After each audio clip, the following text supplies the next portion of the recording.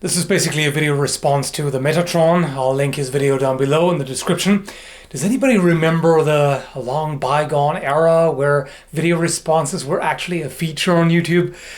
Be that as it may. So overall, I agree with what he had to say about practicing with sharp swords. You cannot let especially beginners at each other with sharp swords and try to actually kill each other or at least severely injure each other. That's not how practice works. If you want to learn something, you need an opportunity to learn from it. If in your last dying moments you clutch your chest and your blood is all over the place and you go, I should have done this, and yeah, that's not gonna help you.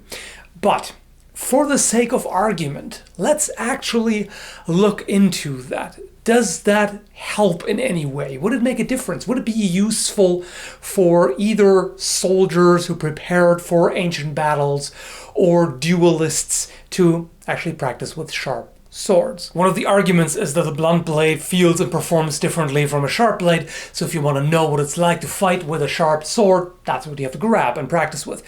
However, this has been done. In fact, Sean Franklin from Blunt Iron Burnaby and RJ McKeehan from South Coast Swords have experimented with sharp blades. All they did was take off the point, because that would be way too dangerous, and they actually did technique drills as well as sparring at 85% speed and power. In short, what they found is that there's a noticeable difference in perpendicular edge binds. So if the two sharp edges are dead on like this and there's pressure in the bind, they will stick more than blunt ones do.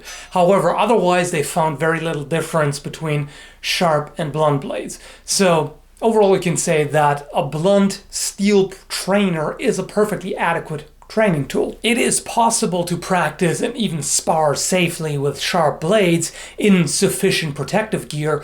However, that should really only ever be done by very experienced HEMA practitioners. So we're talking instructor level basically.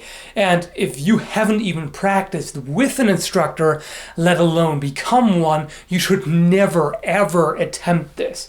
This can go horribly wrong. And in fact, I've seen some extremely cringy videos of people attempting historical sword fighting with sharp blades and no protective gear aside from mask and gloves, and it's no.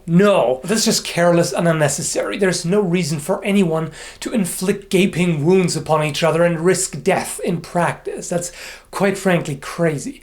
The other argument is that in order to do it right and know what it's really like and fight properly, you have to be worried about getting hurt.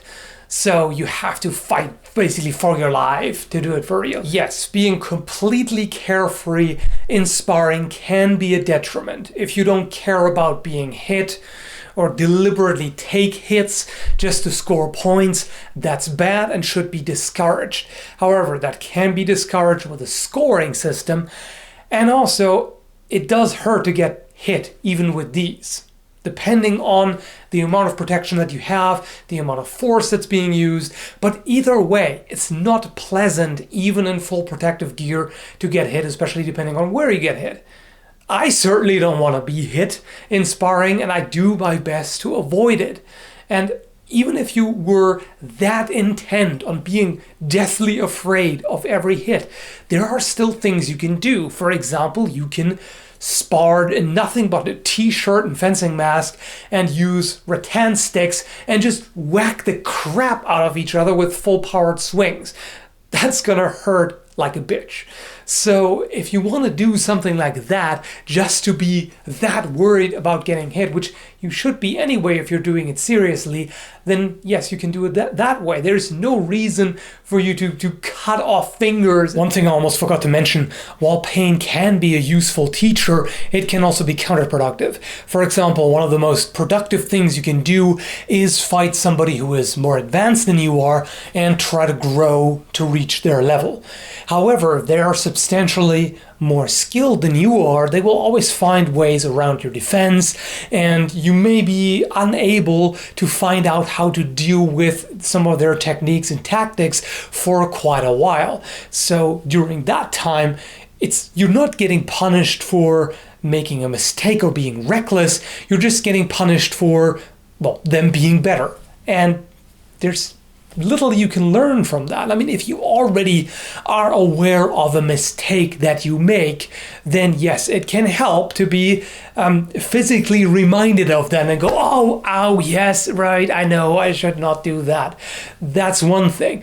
But just being completely overwhelmed by your opponent and beaten up and just, be in agony, that's not going to help you. It's just going to frustrate you and slow your learning progress rather than help. If you're doing it right, blunt practice swords are just fine for learning historical martial arts. So why take the risk? And this would be even more relevant back in historical times when they didn't have the kind of medical treatment that we have now available nowadays and take for granted. You could die of infection of just a simple cut.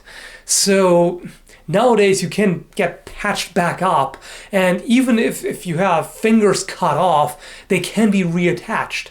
They didn't have that luxury back then, and even nowadays it doesn't make any sense to do that.